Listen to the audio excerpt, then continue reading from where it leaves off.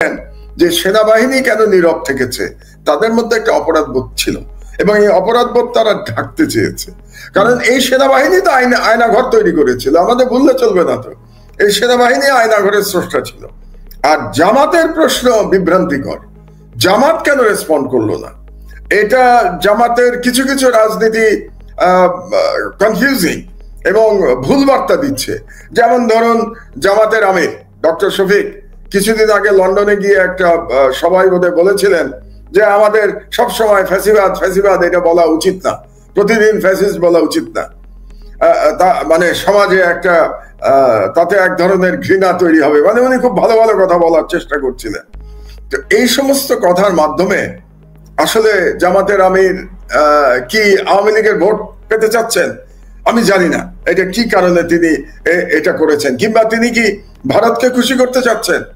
দুটোই কিন্তু ডেঞ্জারাস, আমি আপনাকে বলি। কারণ আমি তো বাংলাদেশে ধরেন 6 বছর পরে দেশে ফিরে আজকে প্রায় 4 মাস আমি তো বাংলাদেশের জনগণ এখন প্রচন্ড ভাবে দেশপ্রেমিক, আপনাকে এটা আমি গ্যারান্টি দিয়ে বলতে পারি। বিশেষত ইয়াং জেনারেশন, তাদের দেশপ্রেম অতুলনীয়। কনক, আপনি খুশি হয়ে যাবেন বাংলাদেশে আসলে, আপনার মন ভরে যাবে। আমার মন ভরে গেছে এই ইয়াং জেনারেশনকে দেখে। এরাই স্বাধীনতা রক্ষা করতে পারবে। এরকম একটা মানসিকতার মধ্যে যখন ইয়াং জেনারেশন, এই অবস্থার মধ্যে জামাত কিংবা বিএনপি তারা যদি আওয়ামী লীগ প্রশ্নে কিংবা ভারত প্রশ্নে কোনো নমনীয়তা দেখাতে যায়, তাহলে আমার ধারণা ইয়াং জেনারেশন তাদেরকে প্রত্যাখ্যান করবে, আমার ধারণা। কাজেই তাদের এই ধরনের সিদ্ধান্ত নেওয়ার আগে তরুণ সমাজ বাংলাদেশের কি চাচ্ছে এটা তাদের বোঝা উচিত। কাজে জামাত আজকে বোধহয় ক্ল্যারিফাই করার চেষ্টা করেছে। তারা একটা সংবাদ সম্মেলন করে বলেছে যে জাতিসংঘ যে বলেছে এটা ঠিক না, কিন্তু এখন এটা বলে লাভ নাই। এটা বললেও জনগণ এটা আর অ্যাকসেপ্ট করবে না। যেহেতু জাতিসংঘ বলেছে যে জামাতের কাছ থেকে তারা সহযোগিতা পায় নাই, জনগণ কিন্তু ওটাই বিশ্বাস করবে।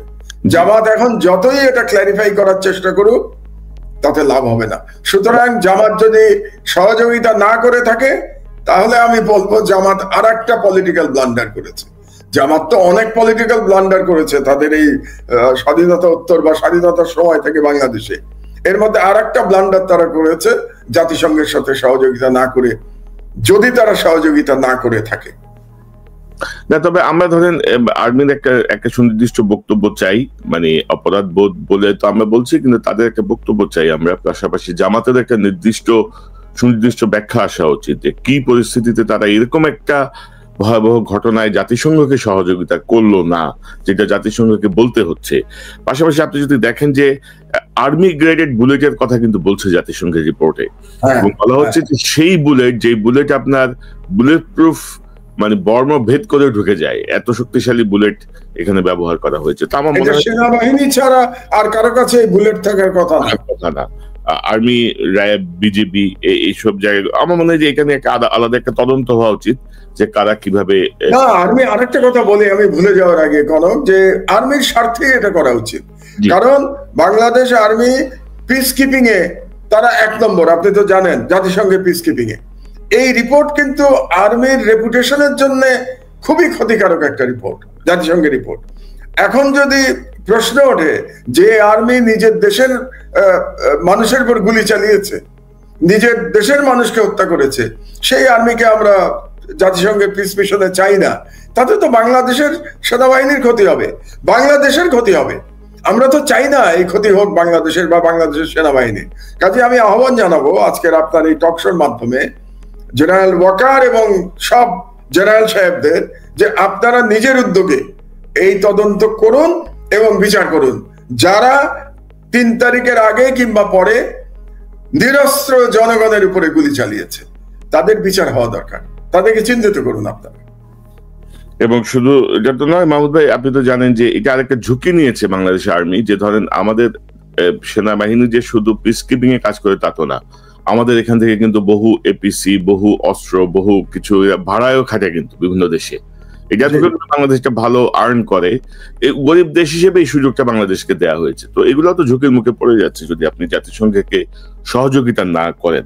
তো মাহমুদ ভাই, আরেকটা প্রসঙ্গে যাই যে আয়নাঘর নিয়ে ব্যাপক আলোচনা হচ্ছে, ডক্টর ইউনূস যাবেন কি যাবেন না, কিভাবে যাবেন, কিভাবে যাওয়া ঠিক হবে কিনা, নানা রকমের ঘটনার পরে অবশেষে তিনি গেছেন। এবং আমরা বেশ কিছু জিনিস দেখলাম যে আয়নাঘরের বেশ কিছু সংস্কার করা হয়েছে, ছোট রুম ভেঙে বড় করা হয়েছে, হোয়াইট ওয়াশ করা হয়েছে। তো আমাকে সংশ্লিষ্ট গোয়েন্দা সংস্থা বা আওয়ামী আর্মির সঙ্গে কাজ করেন এমন একজন বলছিলেন যে আসলে ওই যে মানে বড় কেউ যখন পরিদর্শনে আসে গাছের গোড়া সব সাদা করে ফেলে চুন দিয়ে। এটা আর্মির একটা কালচার, এটা আর্মির কালচার একটা সৌন্দর্য বৃদ্ধির জন্য। যদি একটা সময় বোধ নকশালদেরকে প্রতিরোধ করার জন্য যে গাছের গোড়া সাদা করে দেওয়া হয়েছে যেন কেউ লুকায় থাকতে না পারে, তো বলে যে এরকম কিছু একটা হয়েছে, যেমন এটা কি ধরনের কথা, এটা কোন যৌক্তিক কথা না। তো ওভারঅল আপনি কিভাবে দেখছেন এই ডক্টর ইউনূসের পরিদর্শন বা যে বিষয়গুলো আসছে আপনি কিভাবে দেখেন? আচ্ছা, প্রথম কথা হলো এই আয়নাঘরে আমি ছিলাম, আমি র্যাবের আয়নাঘরে ছিলাম। টিএফআই সেল যেটাকে আপনারা বলছেন, আমি ডিজিএফ এর আয়নাঘরে ছিলাম না, র্যাবের আয়নাঘরে আমি ছিলাম। তো আমাকে নিয়ে যান নাই, গেলে আমি ইউনূস সাহেবকে দেখাতে পারতাম যে আমি কোথায় ছিলাম। আমার পরিষ্কার মনে আছে যে আমাকে কোথায় কি বলে চোখ বেঁধে এবং হাত করা পরিয়ে গারদের শিকের সাথে আটকে রাখা হয়েছিল। তো সেই কথাগুলো আমি বলতে পারতাম, এবং সেখানে যে টর্চার ইকুইপমেন্ট যেগুলো ছিল সেগুলো আমি দেখেছি, যদিও আমাকে টর্চার করা হয় নাই। এটা পরিষ্কার ভাবে বলে দিই, আমাকে টর্চার করা হয়নি। আমাকে একদিন রাখা হয়েছিল চোখ বেঁধে, হাত করা পরিয়ে এবং শিকের সাথে ঝুলিয়ে। তো এই পর্যন্ত টর্চার আমাকে করা হয়েছিল, এবং ওই ধরনের কবরের মতো ঘরেই, কাজে আয়নাঘর আমার কাছে পরিচিত। 2 নম্বর কথা হলো, এবং আমি ওখানে থাকা অবস্থায় আমাকে যদিও ফিজিক্যালি টর্চার করা হয় নাই, শুধুমাত্র ওই টর্চার ইকুইপমেন্ট গুলো দেখানো ছাড়া, ওটাও কিন্তু একটা মেন্টাল টর্চার। আপনাকে যদি কেউ টর্চার ইকুইপমেন্ট দেখায়, এটা কিন্তু একটা বিশাল মানসিক টর্চার। যে গেছে সে বুঝতে পারবে কনক যে ওই অবস্থায়, ওই অসহায় অবস্থায় কেমন লাগে। কিন্তু আমি অন্য লোকদের যে নির্যাতন করা হয়েছে তাদের চিৎকার শুনেছি।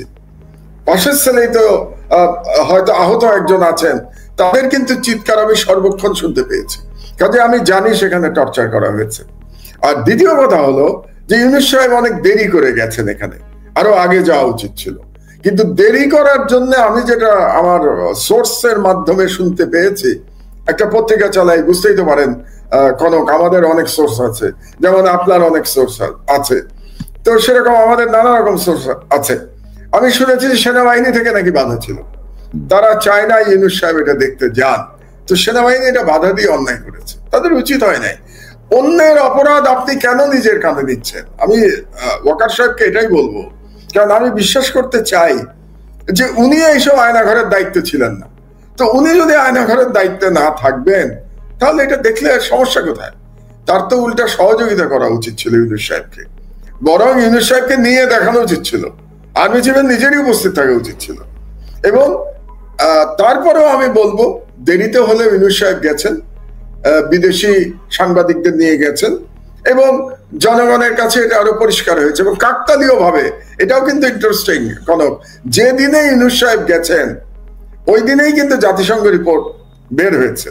কাজে এটা এক ধরনের কাকতালীয় ব্যাপার ঘটে গেছে। কিন্তু জনগণের কাছে পুরো যে টর্চার রেজিম যেটা ছিল, হাসিনার যে টর্চার কিলিং যে রেজিম ছিল, এটার চেহারা পরিষ্কার করে ফুটে উঠেছে জনগণের কাছে। কিন্তু আমার কাছে খারাপ লাগছে 2-1টা ব্যাপারে। এই যে ভিজিট হয়েছে, এটা নিয়ে আবার পলিটিক্স হচ্ছে, এটা আমার কাছে খুব দুর্ভাগ্যজনক মনে হচ্ছে। যেমন ধরুন, এই ভিজিটকে কেন্দ্র করে কাকে নেওয়া হয় নাই আর কাকে নেওয়া উচিত ছিল, এটা নিয়ে একটা অনর্থক বিতর্ক তৈরি করা হয়েছে। এই বিতর্কটা অনভিপ্রেত, কারণ আপনি কাকে নিয়ে যাবেন? এরকম ভিকটিম তো অনেকে আছে, আপনি সব ভিকটিমকে কি নিয়ে যাবেন? যেমন আমি বললাম, আমিও তো ভিকটিম, আমাকে তো দেন নাই ইউনূস সাহেব, আমাকে তো বলেন নাই যে মাহমুদুর রহমান আপনি আসেন আমাদের সাথে, তো বলেন নাই। বাট ইটস অলরাইট, আমাকে বলতেই হবে এমন তো কোনো কথা নাই।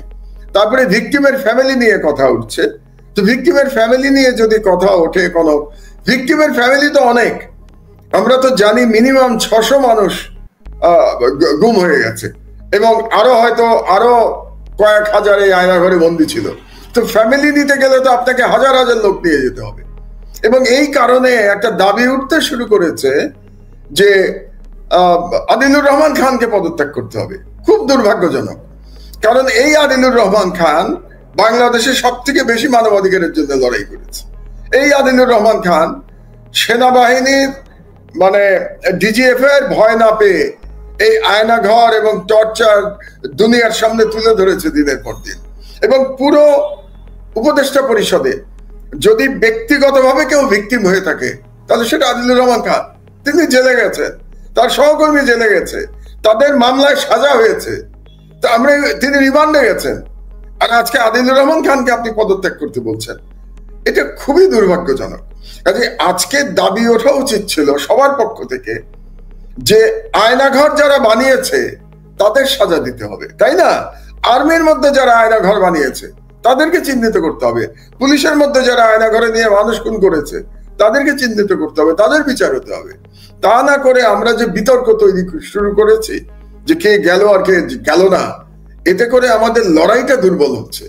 আমাদের যে মানবাধিকারের জন্য লড়াই, যে আবার যেন কোনো ফ্যাসিবাদ বাংলাদেশে না আসে, আর কোন সরকার যেন এভাবে মানুষের উপরে জুলুম না চালায়, এই লড়াইটা ক্ষতিগ্রস্ত হচ্ছে।